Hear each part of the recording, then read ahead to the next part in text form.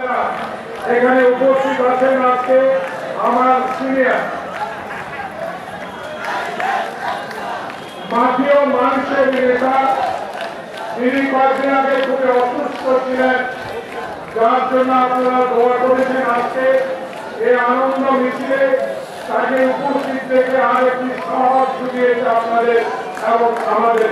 সেই নোয়াখালী জেলার প্রাক্তন সভাপতি তিনি কয়েকবার এই এলাকা থেকে নির্বাচিত সংসদ সদস্য হয়েছিলেন এবং দলে অনেক গুরুত্বপূর্ণ দায়িত্ব পালন করেছিলেন সে মোহাম্মদ শাহজাহান। আমি আশা করেছিলাম আমার আরেকজন প্রিয় ব্যক্তিকে এখানে পাবো, যে ব্যক্তি নাম শুধু নয়, সেই ব্যক্তিটি বেগমগঞ্জের সন্তানই নয়, উনি বাংলাদেশের একজন প্রখ্যাত রাজনীতিবিদ এবং তিনি নোয়াখালীর মাটি ও মানুষকে অন্তর দিয়ে ভালোবাসেন। সেই বরকতুল্লাহ সাহেব আজকে উপস্থিত থাকতেন, হয়তোবা উনি কোনো কাজে এখানে উপস্থিত থাকতে পারেন নাই।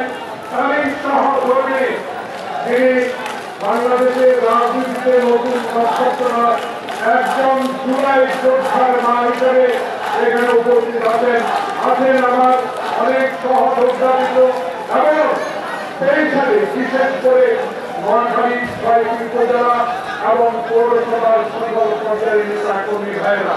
আমি সময় নষ্ট করতে চাই না, তবে অ্যাডভোকেট জাকারিয়া আলমকে জিজ্ঞাসা করেছিলাম, আবেগকে জিজ্ঞাসা করছিলাম, মাইক তো আর টেনে নিবে না।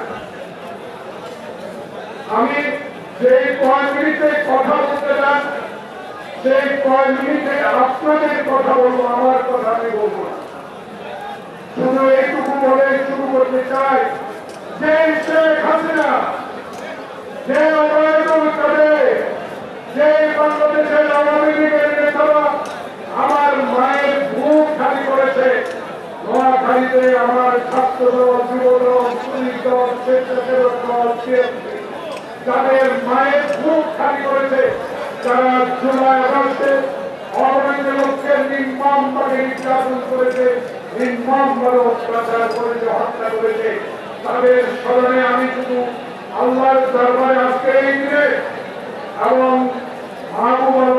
আলমগীর হারুন জাকারিয়াকে ধন্যবাদ জানাই আজকে এই অনুষ্ঠানে তাদেরকে স্মরণ করার জন্য। প্রিয় ভাইরা, আমি আল্লাহর দরবারে দোয়া করি যে ছাত্র দলের অসীম এবং ক্ষমতা নষ্টকে বাংলাদেশে আসছে শক্তি সাহসকে প্রদান দিয়ে তারা আজকের এই প্রেস ক্লাবের সমাবেশ উপস্থিত হয়েছেন, তাদেরকে যে আত্মদান, সে আত্মদানের প্রতি শ্রদ্ধা জানিয়ে আজকে আমাদের প্রিয় নেতা তারেক রহমানের শ্রী দস্তান জুবাইরের বাবা মৃত্যুবার্ষিকী আল্লাহর দরবারে আসলে আমাদের আগে আমরা সবাই দোয়া করব।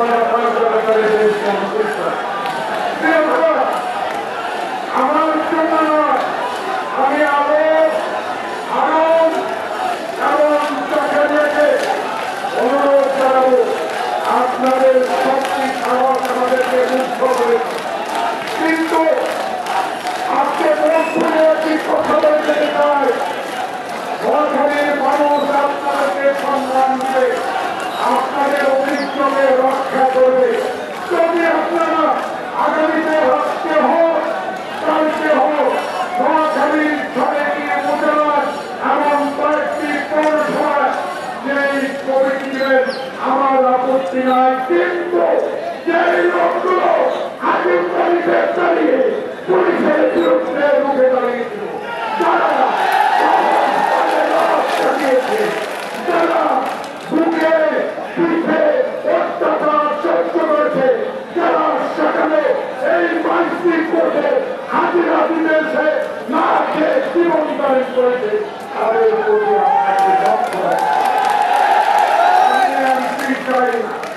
আমার প্রত্যাশী কাজী মফিজুর রহমান সাহেব এবং সেনবাগের চোরমন্ডল সাহেব আপনাদেরকে বিনয়ের সহিত অনুরোধ জানাবো, আগে দল করি, আগে তারিখ চেয়ার সংগঠনকে শক্তিশালী করি, আগে তারিখ চলনকে বাংলাদেশে একটি নিরপেক্ষ নির্বাচনের মাধ্যমে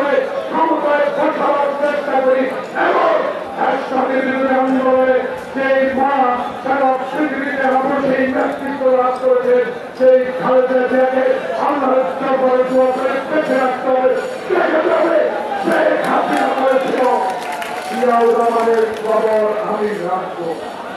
যে শেখ হাসিনা বলেছিল বিএনপির অস্তিত্ব বাংলাদেশে রাখবো না, সেই হাসিনা ধরেছিল জামাত বিএনপি এদেশ থেকে নিশ্চিন্ত করে দেওয়ার সর্বশক্তি আল্লাহ দিতে। কারণ শেখ মুজিবুর রহমান আপনারাও তো পাকিস্তানের দালাল ছিলেন, আপনারা বাংলাদেশে স্বাধীনতা কোনদিনও চান।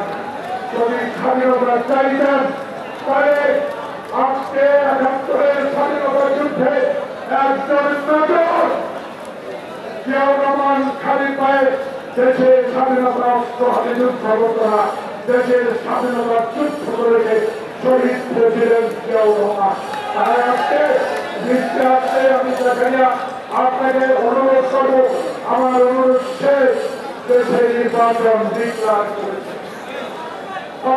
নির্বাচন কমিশনকে জানালে করে নির্বাচনের তফসিল ঘোষণা করবে। আসুন সকলে ভেবে ভুলে যায় তারেক রহমান চাকরি নবীর সঙ্গে তার পক্ষে কাজ করে